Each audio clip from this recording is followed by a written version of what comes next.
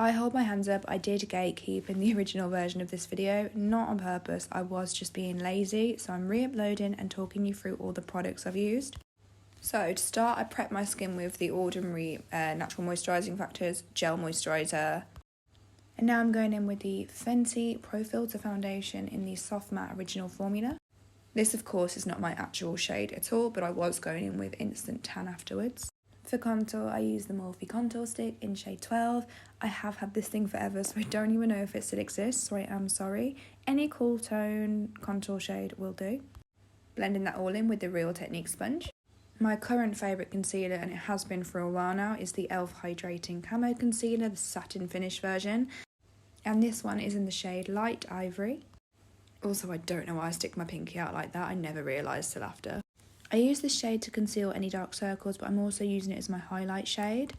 It's not too much lighter than my base, so it just keeps everything a bit more natural.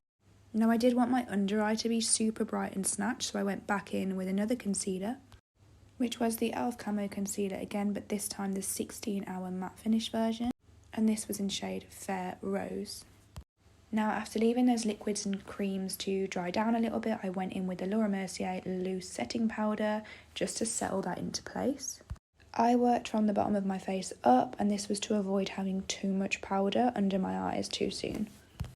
You can get these powder puffs off Amazon for super cheap in bulk, and I'm using them here to apply the Charlotte Tilbury Airbrush Flawless Powder in shade Light, just to really set and emphasise that bright under eye. For this inner corner highlight, I used the Revolution highlighter. Don't judge me, I've had it forever. I actually wasn't really feeling it though, so I went back in with this white eyeshadow. It was a MAC one in shade Gesso. And for this transition shade, I went in with the Charlotte Tilbury Airbrush Flawless Powder, this time in shade Deep. Then I blew out the shape of the eyeshadow with a MAC eyeshadow in shade Espresso, I think. I am going off memory a little bit here. And then for my smoky liner, I just used a black eyeshadow. Any matte black eyeshadow will do. It's so much easier to use and it gives you a much more smoky look. Currently, I'm using the e.l.f. Lash and Roll Mascara. I did also curl my lashes off camera. I've posted this lip combo a lot, so you're all probably sick of it by now. It's just a super cheap collection lip liner in shade Cappuccino and the NYX Butter Gloss in shade Cersei.